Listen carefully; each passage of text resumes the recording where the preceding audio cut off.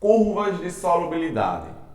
Curvas de solubilidade são os gráficos que apresentam a variação dos coeficientes de solubilidade das substâncias em função da temperatura. Como é que nós fazemos essas curvas de solubilidade na prática? Nós pegamos um solvente, uma quantidade fixa de solvente, e vamos dissolvendo o soluto até atingir o ponto de saturação, ou seja, o coeficiente de solubilidade daquele solvente, né, para um determinado soluto. Então, nós fazemos isso para diversas temperaturas e representamos isso em um gráfico. Que vocês estão vendo os dados, por exemplo, a 0 graus Celsius, o coeficiente de solubilidade da água para o KNO3, o nitrato de potássio, é 13,3 gramas para cada 100 gramas de água. E assim nós vamos fazendo e só representamos aqui em um gráfico. Quando nós representamos o gráfico, toda a parte que fica acima da curva, certo? Acima da linha do gráfico, serão regiões de soluções supersaturadas. O que estiver abaixo será a região de soluções insaturadas. E o que estiver em cima será a região, ou a linha, né, o ponto ali fixo, de uma solução saturada. Aqui nós temos um gráfico com diversas substâncias, ou seja, diversas curvas de solubilidade. Então, nós observamos que há substâncias que, com o aumento da temperatura, ocorre o quê? O aumento da solubilidade, que isso é o que ocorre com a maioria das substâncias. Por exemplo, o nitrato de potássio, o cromato de potássio, essas duas substâncias elas apresentam um aumento da solubilidade com o aumento da temperatura. O cloreto de sódio também, porém, já é mais estável aqui no meio, né? Ele não aumenta tanto, mas ainda aumenta sim a sua solubilidade com o aumento da temperatura. E o sulfato de sério, ele diminui a sua solubilidade com o aumento da temperatura. Então nós concluímos que, para a maior parte das substâncias, a solubilidade aumenta com a temperatura.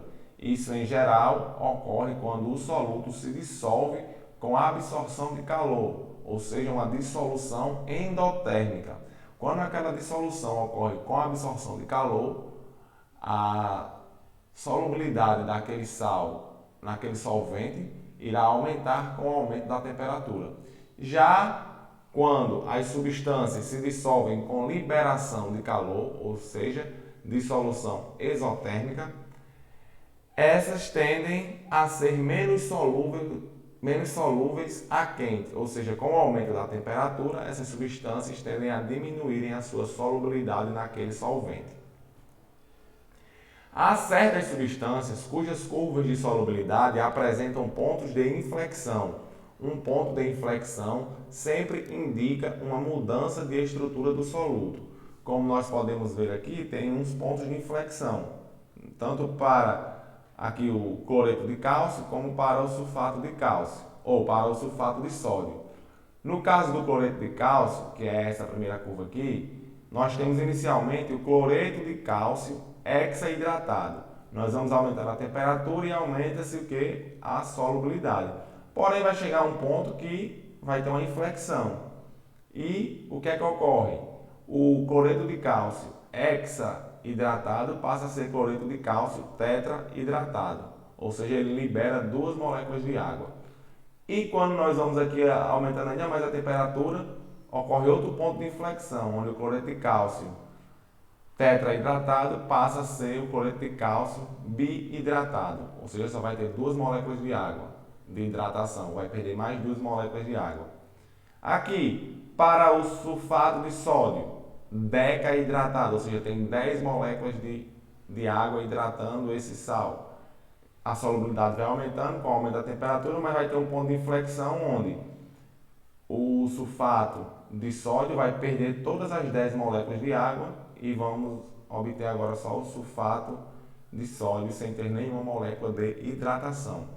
Esses fenômenos vocês podem observar isso daí bem claramente com um equipamento chamado de uma análise, né, chamada análise termogravimétrica, certo? Onde você coloca a substância lá em um cadinho, em um recipientezinho pequeno, e você vai aumentando a temperatura e vai vendo ali as perdas de massa e associa essas perdas de massa com determinadas transformações que aquele soluto ele sofre, ou que aquela substância está sofrendo ali com o aumento da temperatura. Vamos resolver um exercício. Observe a figura ao lado que representa a solubilidade em gramas por 100 gramas de água de 3 sais inorgânicos em determinada faixa de temperatura. Nós temos aqui o iodeto de potássio, o cloreto de sódio e o sulfato de lítio. Identifique a afirmativa correta, que nós temos uma curva de solubilidade, tá ok? Então vamos lá. A solubilidade dos 3 sais aumenta com a temperatura? Não. Nesse gráfico a gente tem que olhar para o gráfico, aprender a responder questão. Então, o iodeto de potássio, ele aumenta a sua solubilidade com a temperatura, o cloreto de sódio permanece constante e o sulfato de lítio diminui. O aumento de temperatura favorece a solubilização do sulfato de lítio? Errada, diminui. A solubilidade do iodeto de potássio é maior que as solubilidades dos dois demais sais na faixa de temperatura dada? Correta, ela é sempre maior do que a dos outros dois sais. A solubilidade do NaCl varia com a temperatura? A solubilidade do NaCl, ela, nesse gráfico, permanece constante com a temperatura. Então está errada. A solubilidade de dois sais diminui com a temperatura? Não, só ocorre a diminuição do sulfato de lítio. O iodeto de potássio aumenta e a solubilidade do cloreto de sódio permanece constante. Logo, a alternativa correta é a alternativa C. Vamos resolver mais um exercício. Considerando o gráfico abaixo, adicionam-se separadamente 40 gramas de cada um dos sais em 100 gramas de água. A temperatura de 40 graus Celsius, que sais estão totalmente dissolvidos na água? Nós temos a quantidade de 40 gramas de soluto que foi adicionado em 100 gramas de água e a uma temperatura de 40 graus Celsius. Então, nós temos 40 gramas de soluto para 40 graus Celsius. Então, tá aqui, ó, o ponto é esse, ó, 40 gramas, certo? E temperatura de 40 graus Celsius. Então, o ponto é esse daqui, ó. Então, nós vimos que o ponto que tiver abaixo da curva de solubilidade, nós teremos uma solução insaturada. O ponto que tiver acima da curva de solubilidade, nós teremos uma solução supersaturada.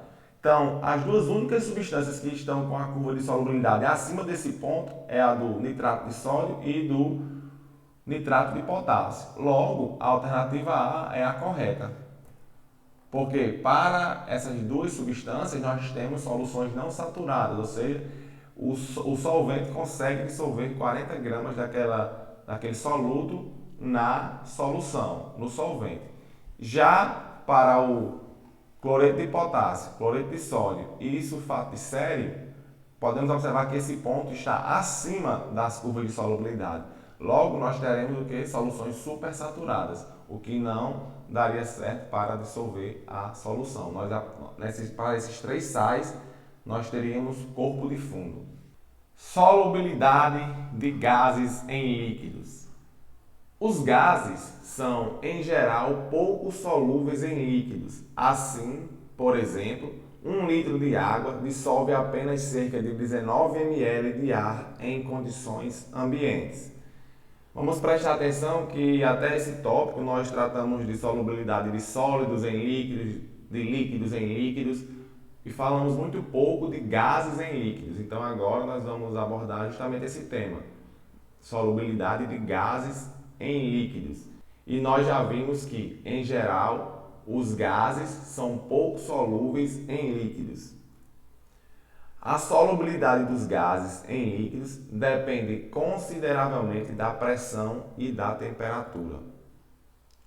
Aumentando-se a temperatura, o líquido tende a expulsar o gás. Consequentemente, a solubilidade do gás diminui, como se vê no gráfico. Os peixes, por exemplo, não vivem bem em águas quentes por falta de oxigênio dissolvido na água. Então, primeira relação de solubilidade dos gases em líquidos com a temperatura. Quanto maior for a temperatura, menor será a solubilidade daquele gás em um determinado líquido. Isso, de modo geral, então nós já podemos afirmar que temperatura e solubilidade de gases em líquidos são grandezas inversamente proporcionais. Vejamos aqui, ó, nesse gráfico. Aqui está a solubilidade, a gente já viu, né, as curvas de solubilidade. Então aqui agora nós temos a solubilidade de um gás em um líquido. Aqui nós temos os coeficientes de solubilidade do gás no líquido, no eixo Y, e no eixo X nós temos a temperatura.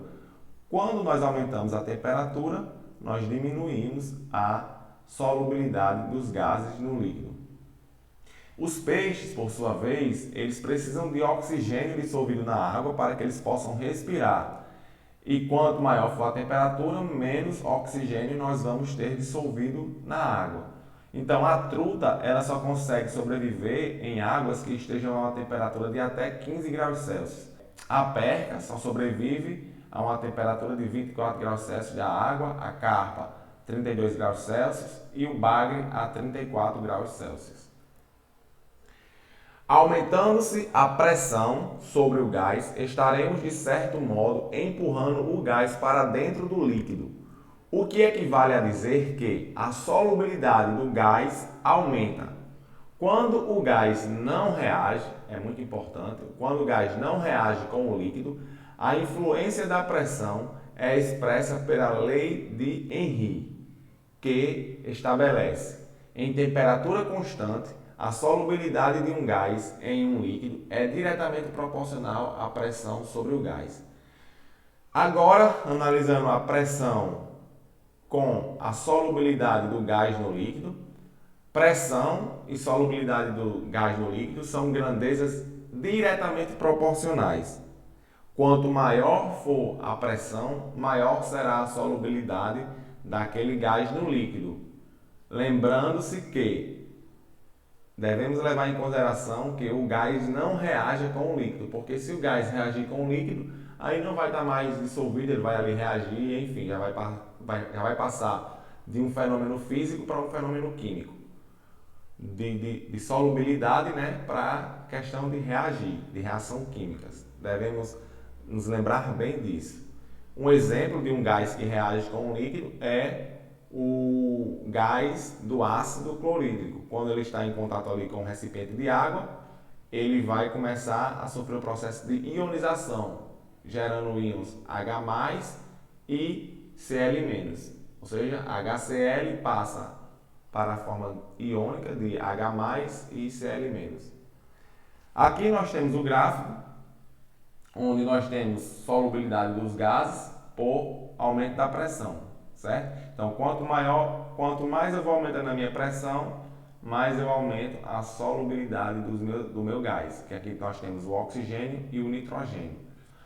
A lei de Henry é o que? Solubilidade, representada pela letra S, igual a constante de Henry para um determinado gás, vezes a pressão parcial daquele gás. Vamos resolver um exercício. Na carbonatação de um refrigerante, quais são as condições em que se deve dissolver o gás carbônico na bebida?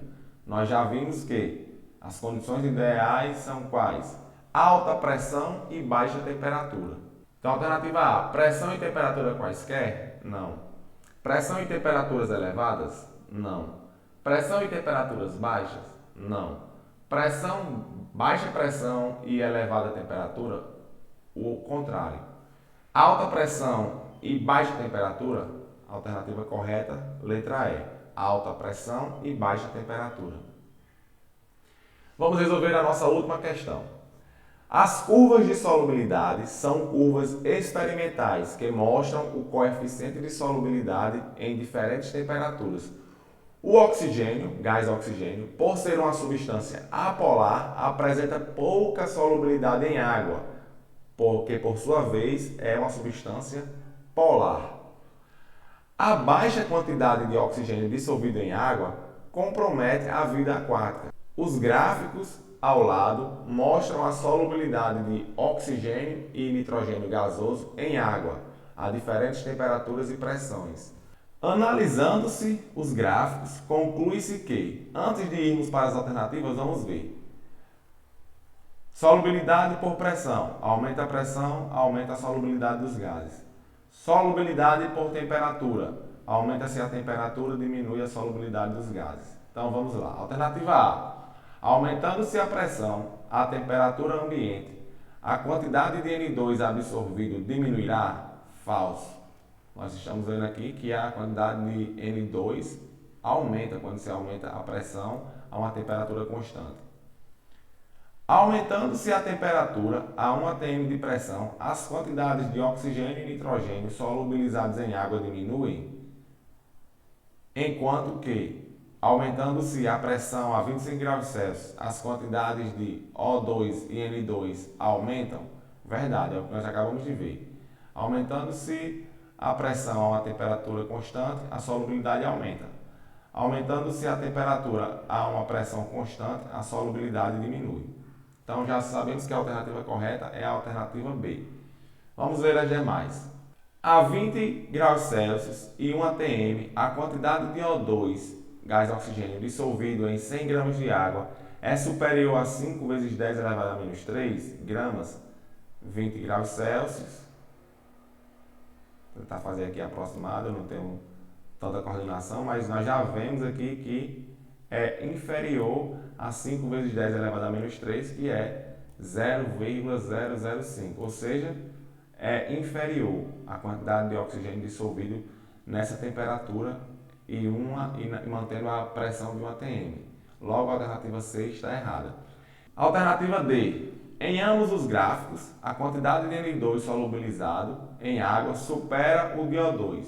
Já vimos que é errado, porque a quantidade de N2 está abaixo da quantidade de O2. Sempre o oxigênio ele é mais solúvel do que o nitrogênio. Então a alternativa está incorreta.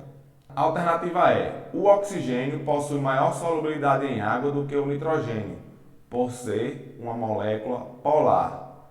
Errado. O oxigênio possui maior solubilidade do que o nitrogênio, está correto.